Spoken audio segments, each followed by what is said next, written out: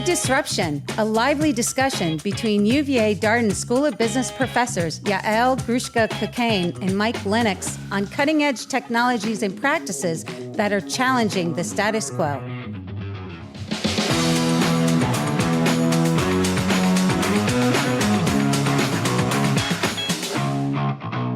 Hey, Mike, how are you doing? I'm doing well. How are you doing today, Yael? I am doing great. Have you posted anything on social media today? Oh, today? No, Yes. I have not. No, I have not. Have you? I always do. I mean, the question is not have I posted today, but have I posted in the past hour? Do you not post every day something on social media? I don't. I go through episodes where I'm more active, and then there are days where I just don't think to do it. What is your social media of choice? Let me ask you that. So it's interesting. I think I'm a weird consumer of social media, I would say. I'm more likely to post than I am to actually read social media, as crazy as that sounds. So I've long used Twitter, now known as X. And because some of the changes, I've been less using X and using LinkedIn actually more as a source of kind of getting news out about things that I'm doing and the like. Now, how about you? I know you're very active here. Yeah, I do love social media. I use it all the time. I've been shifting, like you, I was a heavy user of Twitter a while ago, or X, and I've kind of slowly moved away from that, although I still use it. And I use LinkedIn a lot, but I really use Instagram the most, I would say. I just find it the most satisfying, the most fun, and I enjoy interacting with individuals there. Are you an Instagram follower? I'm really not, though. I live vicariously through my wife's Instagram. So, and hers is populated with dog videos and like cute kid videos. So that I do get to consume some of that content. Well, the reason I ask you all these questions and talk about it is obviously, maybe you've guessed it, that I'm hoping that we can talk about social media as a disruption today. While not new, I know that it's been around, and I know that you have some reflections on the history, but I still think it's such a pervasive and such a powerful force in the world around us that it's going to help us think about the future and where we're going in many ways. So can we talk about social media today? I love it. Let's call this like the Michael J. Fox Back to the Future episode here. Right. There you go. We're looking at something that's been around for a while, but we're looking towards the future as well. Well, look, let's just kind of be aligned and on the same page in the sense of the impact of social media. It is huge, right? So if there's about 5.4 billion internet users in the world, about 5 billion or 62% say that they are social media users, or at least to some, according to some polls and statistics. And it's growing every single second, 8.2 new users join social media, which is just shocking. Now, are those new users or are those bots that are creating, their own accounts? Fair enough. Could potentially bots, potentially new users, cut it as you will. It is still impactful. And it's just changed everything from how we interact with each other, how our kids interact with their friends, to how businesses and, small businesses, entrepreneurs, how they start off. Social media is the place to go if you haven't even noticed that yet. So can I ask you a question? So what is and it is not social media in your opinion? Yeah, it's a great question. Definitions vary. I think social media to some degree is, talking a little bit in your lingo, in the strategy lingo, it's kind of a network that connects end users, right? So like an ability to have one-to-one, end-to-end kind of relationships, I think is what we're talking about here. And that becomes social. Now, whether or not is for social purposes or for business purposes is by the by. But in my mind, that's how we think about social media. Is texting a social media? Yeah, I think you can say that texting is social media. I think WhatsApp, WeChat, I think the various iterations of that is social media. I think, there's always a joke about depending if you're texting in blue or green. If you're a green texter, maybe it's not social anymore and you should move in and change to an Apple or a fruit-based device, as I like to say. Telephones, are they social media? Like the old, group chats you could do on your telephone back in like the 1980s? Yeah, what were they called? Um, They had a name, right? Those kinds of yeah, group conversations. it was They're, like party calls, right? Wasn't it just called party like a party calls. call? Thank you. Party Yeah, calls. that Yeah, yeah, yeah. party Now we're really calls. dating ourselves again. I know it So is. would that Although, qualify as social media? Is it of more course. than two people? Does it need to be more than two people to be a social media? I don't think it does necessarily. I think party calls definitely social media, and I think the telephone in its first iteration can be seen very much as social media for that time, right? And it was disruption for that time. And again, while we're not going to totally do a back to the future, you can think about the evolution of these networks and evolution of social media over time as disruptive forces and disruptive technologies as they've evolved. Yeah, and I would note that Facebook came out almost exactly 20 years ago now. So Unbelievable. it's Yeah. been around for a while. Obviously, there were things that predated Facebook in that same digital social media space, but obviously, Facebook was the big disruptor of the time there. Yeah, yeah. And it continues to be, the prominent platform, I would say. It is definitely the largest social media. I think Instagram, LinkedIn are kind of slowly catching up, but those are still, Facebook is still primarily the biggest platform. 3 billion monthly active users. I mean, that is a large chunk of the population around the globe, if you think about it, and by far the most popular social network. That's incredible. It's incredible that many people around the world are using it there. Um, Look, I think this is one in which, given 20 years of history here, it'd be hard to argue that social media hasn't been a disruption, right? So, Yeah. so let's talk a little bit about the good and the bad to date, right? And we obviously, as we always do, want to look towards the future here. Yeah, What do you see as the good sides of social media? Our 20-year experience, at least since social media, as we kind of popularly know it now, has arisen. Yeah, and I know that we're going to open the floodgates to some critique, and there's plenty of negativity. And as a generation, you and I both have teenagers, and so we always think about whatever teenagers are big on. We like to criticize. Rarely have you seen a generation of parents say that their kids are into something good and productive. But I would say that on some level, social media has definitely helped people feel connected, feel accepted, feel like they can get support in real time when they're struggling, and not feel as isolated as potentially they would if they didn't have social media. I mean, just think about the times of COVID and when we were all isolated in our homes. If there wasn't social media and really well-established platforms, I think we would have felt way more lonelier than we did. And we all benefited from that in many different ways. Costs of entry and cost of exposure and marketing capabilities have dramatically changed and increased and expanded and given power to the everyday person, if you will. So many people can be influencers. So many people can have a say, can share their knowledge and their excitement and enthusiasm in ways that were never possible before, unless you were some famous celebrity or very kind of successful model. And in that way, it really kind of has been breaking down slowly and surely barriers for folks to influence each other, share their knowledge, and gain exposure in ways that they're seeking. I really like that idea. We might call it like the democratization of media and communications, and that it's hard to imagine now, 20 years in, but a time period where it'd be very hard to get your video in front of anybody or your thoughts for the day in front of anyone. And now this is incredibly easy, at least to get it out there. Now, whether you can get a lot of followers is another question there. Yeah. What are your thinking about some of the earlier beliefs about social media? I'm thinking in particular like the Arab Spring. I'm forgetting exactly what year that was now, but there was a lot of rhetoric then about how social media was empowering people. It was giving them voice and it was giving them ways to coordinate with others that were giving rise to these, democracy movements. Of course. I mean, there's in a way, it's kind of ironic. You're talking about an additional level of transparency in terms of the ease in which you can connect with people, like-minded people, or connect with people that inspire you, connect with people that you may not know that exist. And I think movements like the Arab Spring, movements that that you see from time to time. Often, yes, they have maybe a little bit more of a political tone to them, but even fanship of certain artistry or certain forms of entertainment, like the connecting with people who share your passions, has become much easier through social media.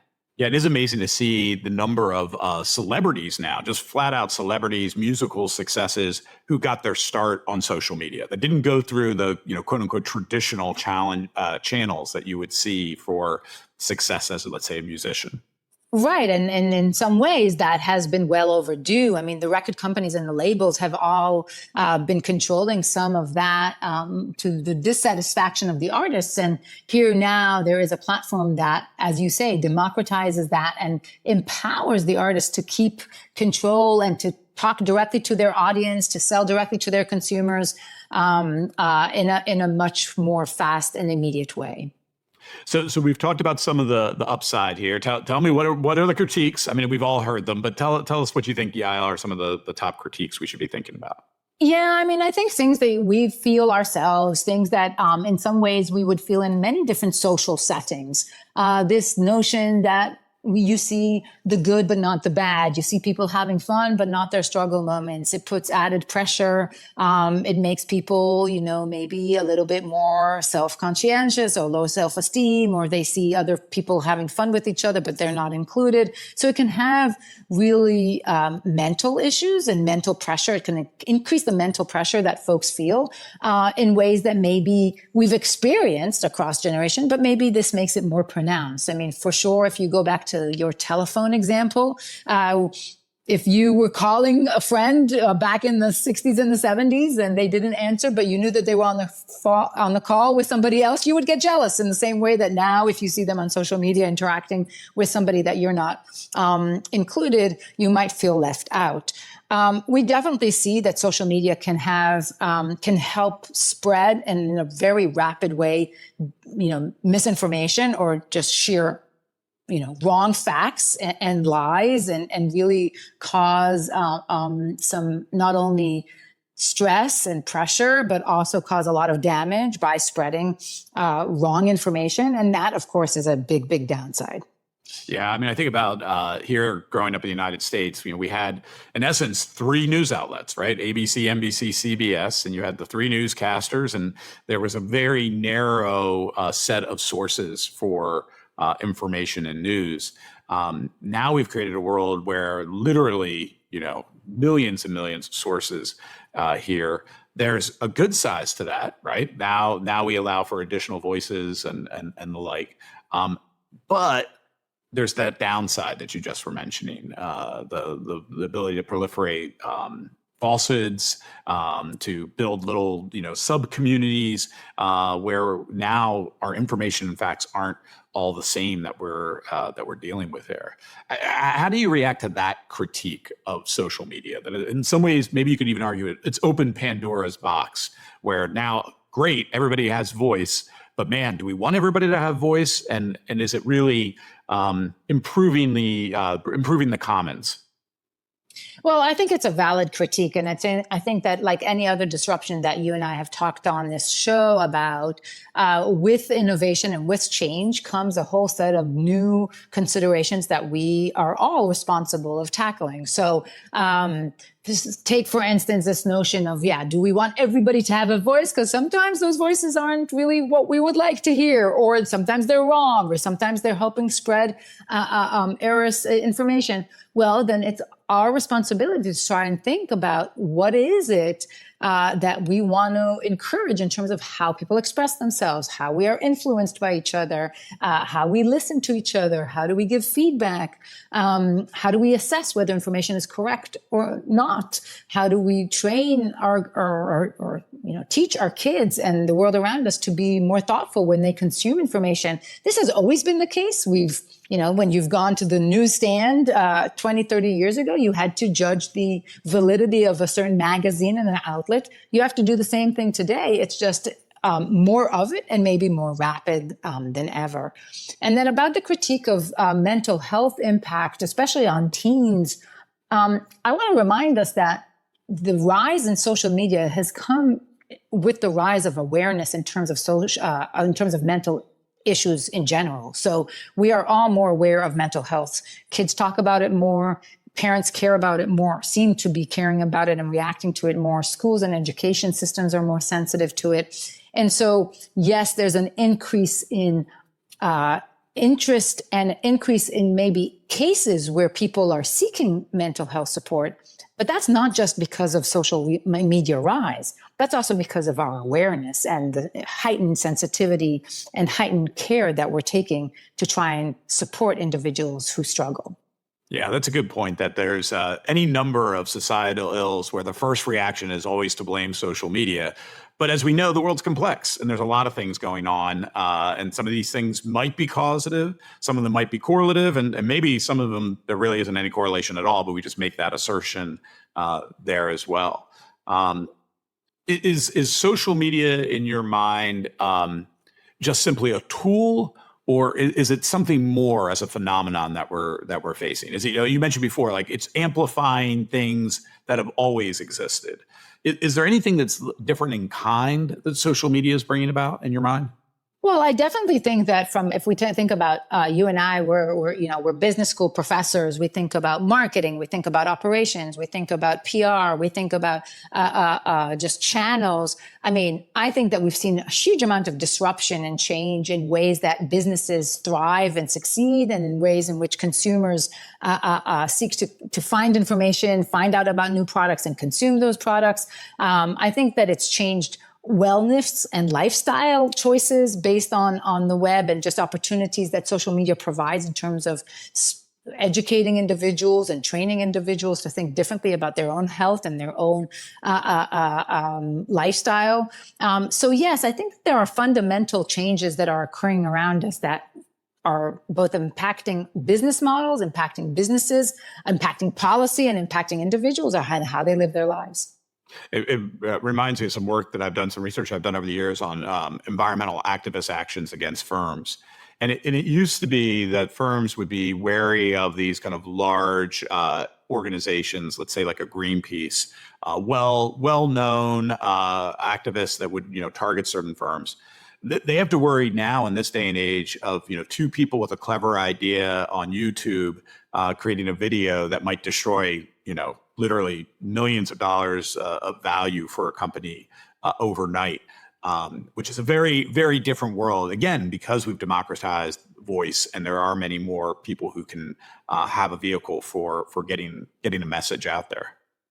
And, that could have a positive effect in the sense that it makes everybody stop and think, and makes it aware that we don't have to wait for one company, one organization to figure out some challenges or some critique of our work, but we need to be thinking about every single individual out there and what they might say about our business. But, Mike, you and I often know that whatever we can discuss together is not going to help us really unravel the secrets or even the hope, or in this case with social media.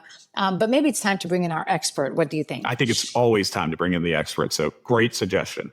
Well, it's always a joy when we have one of our own alums coming back, one of our students that we had in the classroom come back as our expert. And so I am really excited to have Travis Nixon here with us. Travis is a machine learning engineer from Meta. Travis, welcome to our show. Thank you so much for having me. I'm excited to be here. We are really excited to have you here. And let me tell our listeners a little bit about you, Travis, and you'll probably tell us a lot more that we need to know. But you have more than a decade of experience in machine learning and related fields. I remember talking about it in quite a lot of detail when you were a student at Darden. You're one of the leading experts in the country in machine learning and its application, impact, and potential. And you've built many systems to harness the power of advanced natural language processing, which is very timely now, in order to deliver new insights and make better decisions. You, of course, have a background in finance. You have your Darden MBA, which I alluded to. And before moving to Meta, you spent quite a while actually at Microsoft and other firms before that. Thank you again for coming, Travis. How do you feel about social media? I think you told us you're not really a user of social media, ironically. Yeah. So I started my career with the U.S. State Department, and so I was overseas when Facebook really hit. And when I got back to the States, everyone was on Facebook. Dating had to be on Facebook. Instead of like exchanging numbers, you would add each other on Facebook. And I felt like I had missed this whole movement of moving your life to an online experience. And so I just kind of missed the boat on that and never quite caught up. But I don't have anything personally against it. It's just I never really got too much into being a user of it. And I think that that's really interesting that across generations, I've seen folks either really take to it, and each person might take to a different social media in a different way or a different platform of choice. And some folks that don't find the need or don't gravitate towards it. And I assume, Mike, that you have the same experience with people around you. Absolutely. Absolutely. And like I said, I think it's interesting to be one who uses social media as a vehicle to promote things versus those who are consuming it as a source of either news or entertainment on the daily. Yeah. If I could jump in on that thought, actually, because I think that's a really good point. And I was listening to the conversation prior to me coming in, loved it, loved the thoughts that we had there. But I do want to interject one thing, that social media is oftentimes talked about in terms of users and what this is doing, bringing users together as a society. But there's another whole half of it. And in the industry, this second half is really the guiding star of where social media is and where it's going. And that is the corporate side, the people that are buying the ad time on the social media. And that shapes a lot of the questions that you would have of why is this way in Instagram or in Facebook or any of these platforms? Well, they've really got to build out a business case for selling attention in the form of advertisement. Yeah, that's fascinating. And I wonder, from your perspective, have you seen that change a lot over time? And do you think that change is kind of good for the consumer? What is your take on it? So, that's a big question now. Look, I think that we're at an inflection point. We have been for the past year.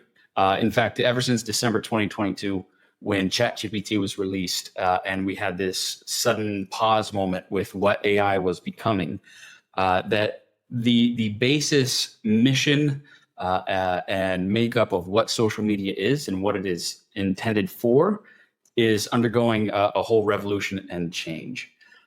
So there's a lot of different answers to that question. So how did we get here? Well, it depends on the facet. So you mentioned one of the negative sides of social media was a mental health concern. Can people get too addicted to social media? Who here hasn't been at some point in their lives caught in a loop of, you see an interesting link and you follow it, and then that leads to another link, or that leads to another video. And in TikTok these days, there's just such a compelling addiction towards scrolling to the next video or reels. The fact is, we built some AI models, and we had an objective, because for every AI model, you have to name an objective. What are you minimizing? What are you optimizing? What are you maximizing? What we really wanted to maximize was people watching the next video. We said, hey, we'll feed in all this data. We've got this data. We can anonymize it. We can do whatever we want, aggregate it, feed it into the neural networks. And then at the end of the day, what we want to maximize is people clicking on the next video. Okay.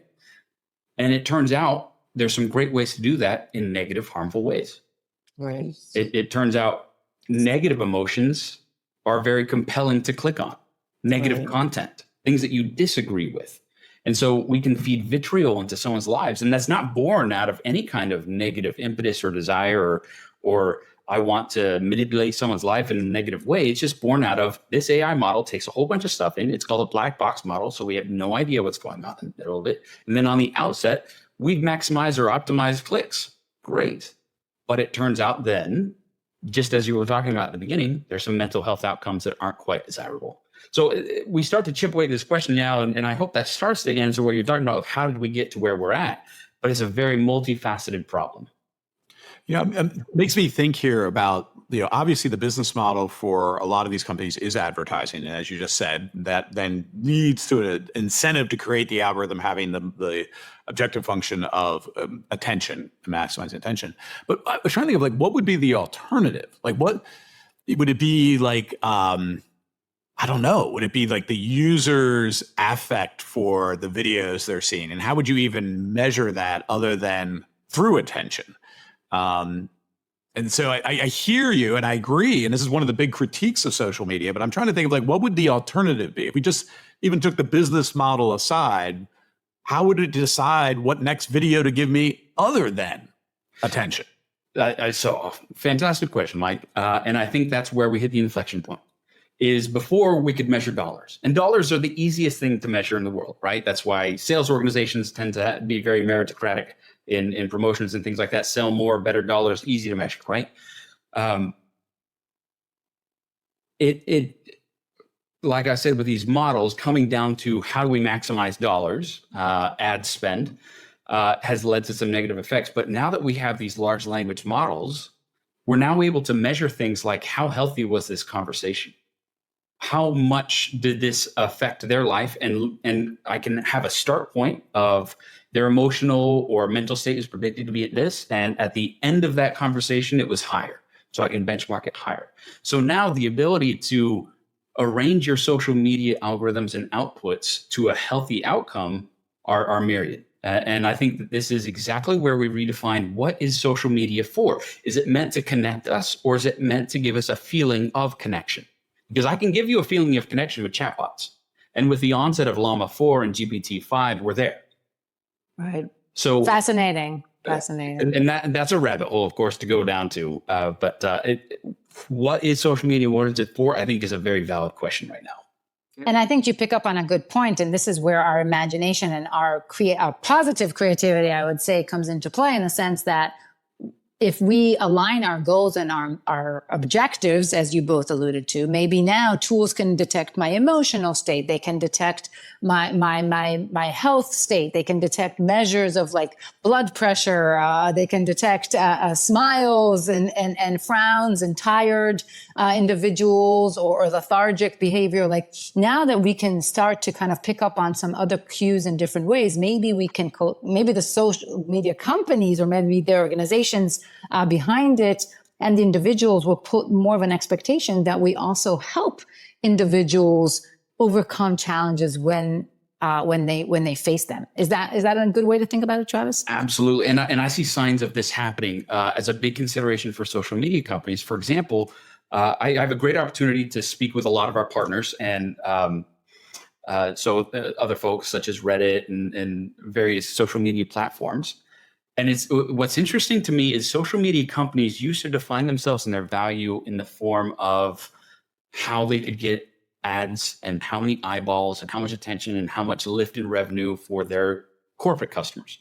What I'm hearing more and more is the breadth and depth of their data. In other words, our current large language models have fed in all the language we possibly can that's out there and available for OpenAI to ingest. Let's say, take OpenAI first. And that means that we've produced LLMs that are largely formal, because they can go and scrape all of these great news articles and blog posts that are out there for the world to see. But what they aren't scraping is informal conversations and how we just interact with each other on a day-to-day basis. These social media companies have those conversations. And I know Reddit in the news has been monetizing those conversations a lot. That actually ended up hurting Google a little bit with the release of their models. But I think that it is a competitive advantage that a lot of these social media companies are going to use to say, I can actually model how a conversation goes, what a healthy conversation is, what is the arc, how do we keep it interesting, and everything like that. That's a valuable data set to have. Interesting. Reddit, another social media that started at UVA, of course. You had to get that in. Just to play devil's advocate, though, if we design systems now that improve our welfare, I mean, that sounds on its surface like this is great. This is where we need to go with social media. But then I can think about like drug addiction, right? Like that might put me in a state of euphoria. And like, is that what we need as humans? Is that like that positive affect at all time when we're engaging with a platform? Well, in direct answer to that, Mike, I don't think we're ready for AI as a society, and it's coming way too fast. I was seeing today that we're looking at an acceleration of intelligence units per dollar doubling every 6 months, and this has been happening since Attention Is All You Need came out in 2018 or 2017, and then acted on in 2018 and beyond. Look, it's absolutely staggering. And if you think the models are smart now, just a quick anecdote. When I was at Microsoft, I was working with a lot of financial customers on how to implement GPT-3, and nobody wanted it. Just to be transparent, GPT-3, like we could not, there was all these great use cases that we would build, and we would ingest data, and we would show how it's great at classification and regression tasks. If you just put some additional layers on top, by the time we got to that point in the conversation, they were already out. 6 months later, ChatGPT comes out because we added some labeling onto that with some offshoring teams and things like that. And now everyone can't get enough of it. So I just want to point out that we're all raving about GPT-4, but GPT-3 was in the industry considered not too valuable. Now, the step from 3 to 4 is everyone's changing their business models. And I think the key to this is AI is not an innovative tool. AI is a tool of innovation, and it fundamentally transforms everything about a company. Now, OpenAI is telling us that the leap from 4 to 5 is equivalent in size as the leap from 3 to 4. So if you think your job, your role, your life is not going to get disrupted by this technology, you've got to rethink and start thinking exponential, stop thinking linear, right? So to the point of what happens when we can get all the dopamine from social interactions from our computer and not have to reach out, Mike, I think that's the question that we've got to answer in 4 years. And we've got to come to a consensus about it. And I don't know. Think about the movie Her with Joaquin Phoenix. Yeah. Yep. Can we just back up for 1 second? It's one thing I'm trying to follow here is like when I think about generative AI and I think about like the Her situation there, that seems it's social, but it's artificial social versus at least some notion that social media exists today is a communication between two humans here.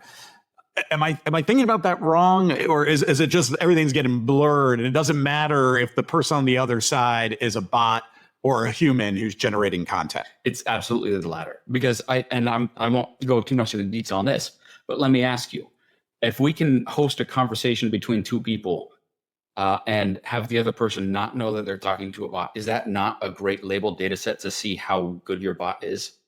I'm going to take us back to social media for a moment, guys, in terms of like the social media, how we think about it today. I know, Mike, you just opened a Pandora box about thinking about it in terms of interaction between individuals and a bot. But if we think about interaction between one-to-one or one-to-many or many-to-many humans, Travis, is there anything that you look at with an excitement? Like, you know, where do you think the social media is going to go in a way that has potential to improve our life, improve our social, improve our feeling, improve our happiness? Is there something on the horizon that we can look forward to?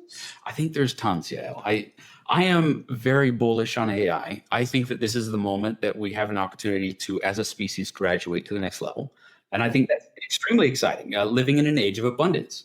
But let me ask you this. There's an analogy I like to tell, and it might be terrible, so give me the feedback. That's great. But this is how I like to say it. If you have an ice cream vendor who found a genie says, I'll grant you a wish, and they say, I want to make ice cream, the best ice cream that it is possible to make. And poof, boom, he's got unlimited supply of the best ice cream that it's possible to make. And it turns out it's so good that no one else can eat anything else. The food was good. The first bowl is fantastic, but when you can't do anything else, it comes at the expense of the rest of life. And now desire is coming back, and it's now a curse, right? So some kind of Faustian bargain there.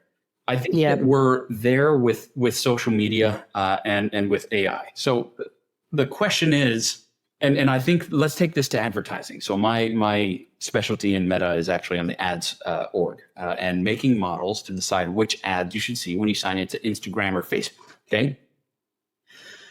We need to choose the 5 best ads that people see.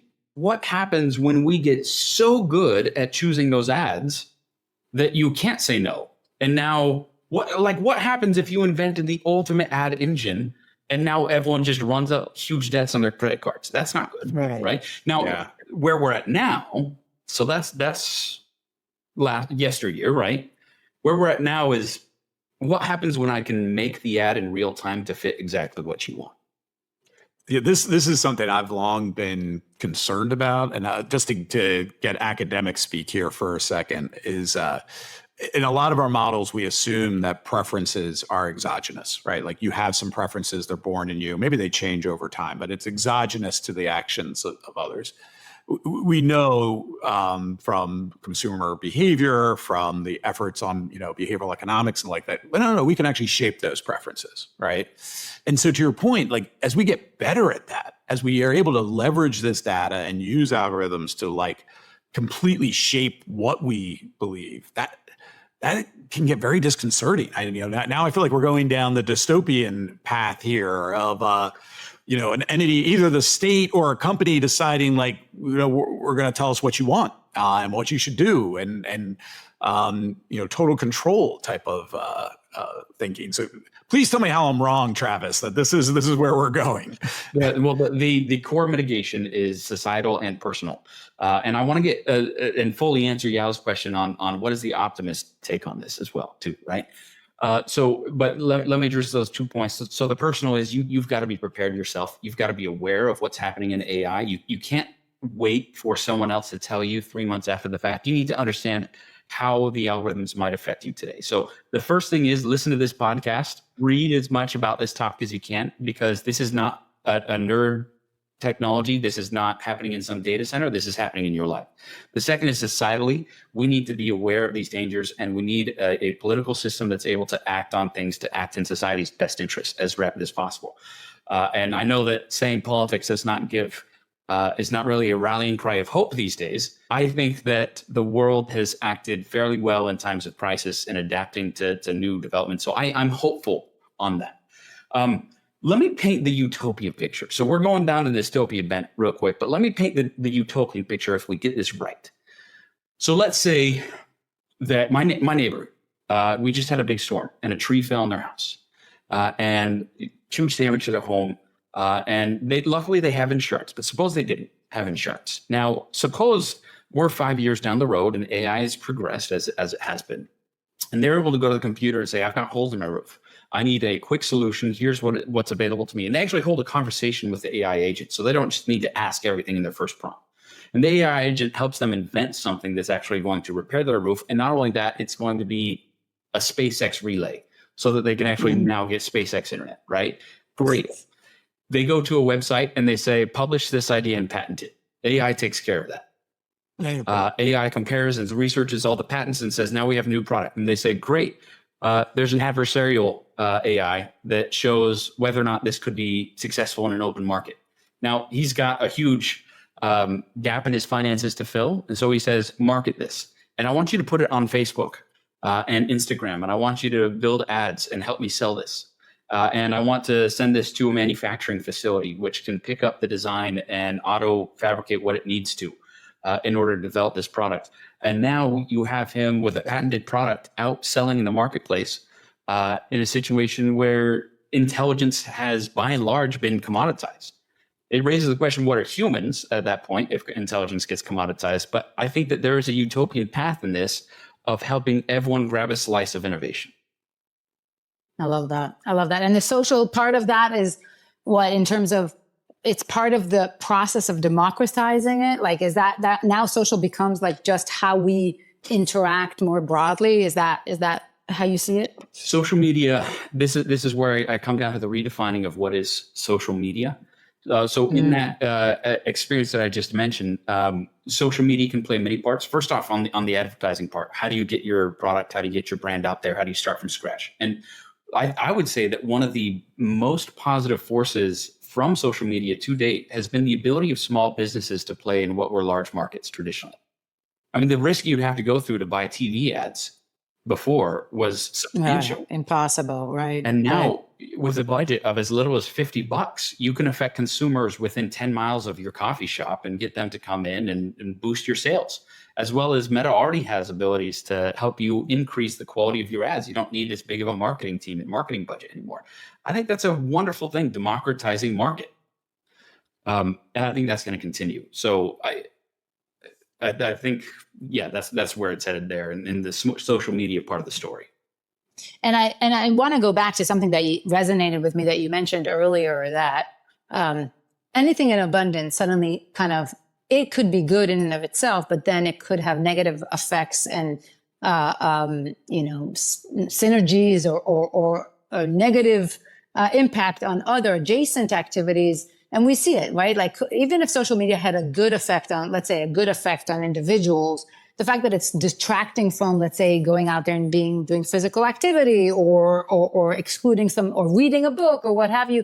Yes, that is an immediate challenge, but in the longer term, it also means that we have to rethink some of the other aspects of our lives, meaning you see that with the increase in social media, I think there's also a boom in terms of quality of, let's say, TV and movies. Why has suddenly the game and the act stepped up on the TV front is because in order to attract viewers, they had to change and improve the quality. And suddenly you brought in star quality and star productions in order to bring in, viewers because they were being lost to social media.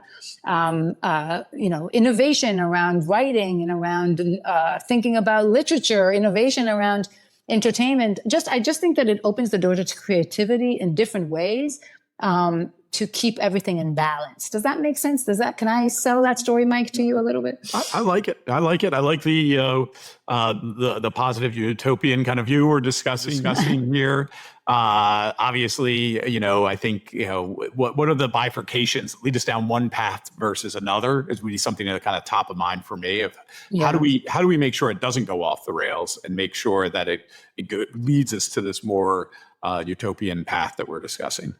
Well, Travis, you said responsibility is on all of us to get exposed, to learn, to be judgmental in our consumption. And that I buy a lot. I mean, criticizing AI is one thing, but learning enough about it in order to be a smart consumer and criticize it in a productive manner is a whole different ballgame. So I like that call. Absolutely. Well, so, and a couple thoughts on that. Look, with social media, you can unplug to a certain extent. And actually, I realize now as I'm thinking about it, I'm actually not social media free. I'm on LinkedIn. There you go. Right, exactly. Avoiding social media is going to be YouTube's a social media network. Right. So avoiding social media in total is very, very difficult. Avoiding AI is going to be impossible. Just absolutely impossible. If you want to continue to participate in society at the normal level. So I think that defensive strategies and understanding it is really a requirement for everybody. Well, Travis, this has been really super helpful. Thank you for taking the time, spending it with us for this amount of time. And it's great to chat with you and to hear about all of your insight and success. It's been a long time, and I'm so proud to hear from you and your position. And thank you for sharing your knowledge of not only AI, generative AI, social media, and the like. Thanks. Yeah, it's been a pleasure reconnecting. Thank you so much for the time. Thank you, Travis.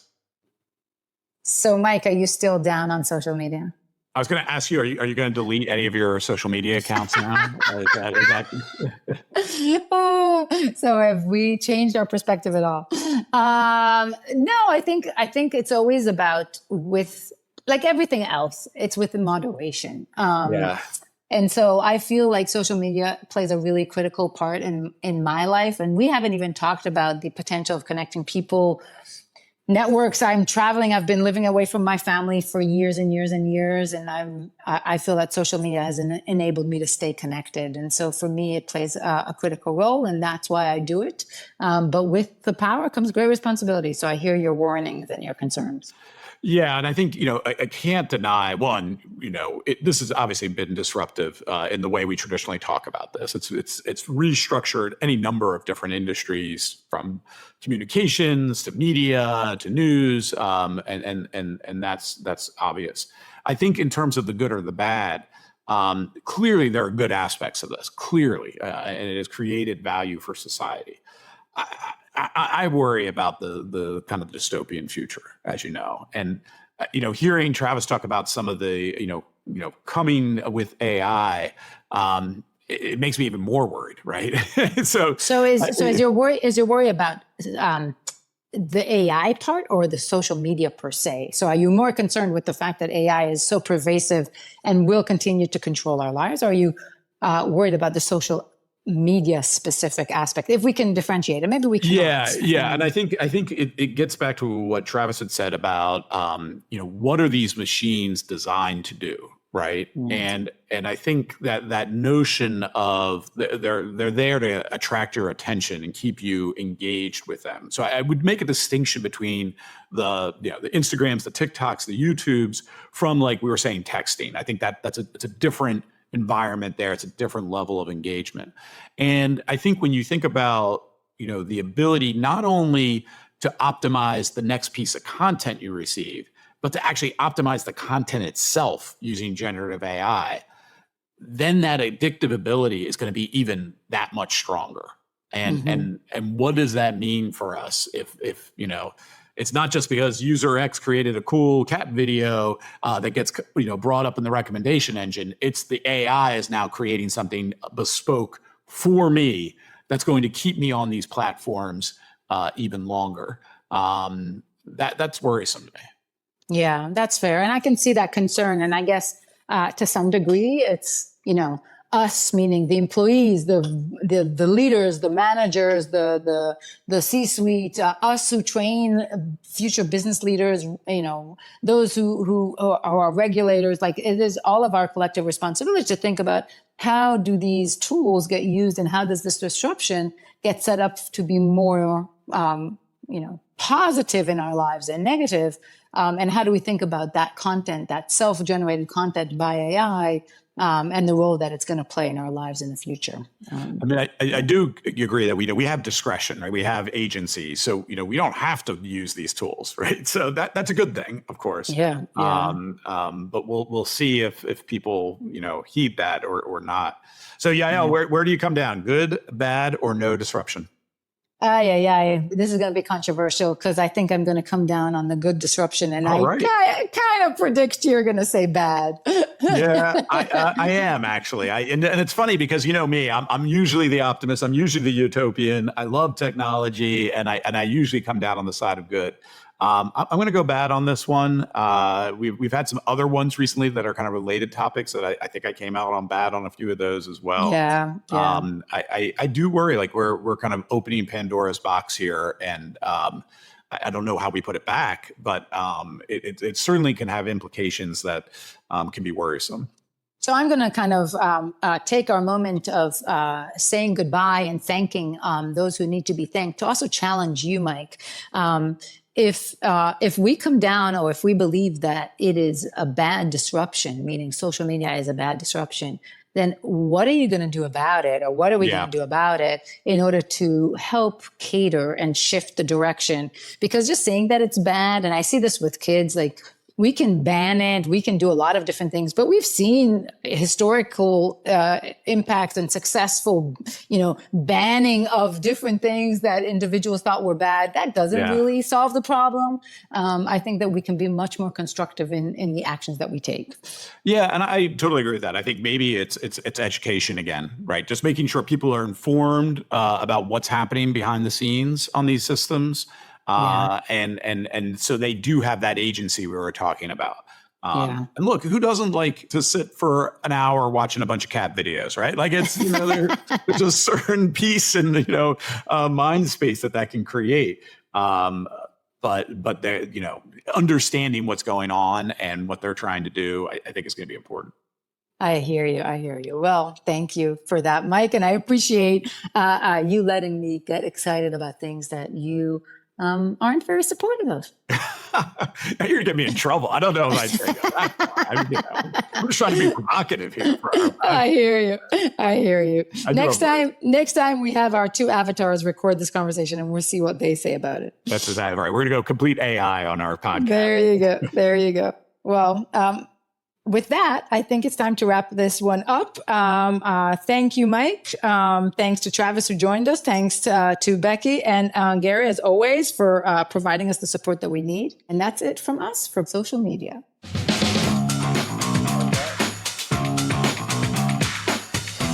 Good Disruption is a podcast from the University of Virginia Darden School of Business.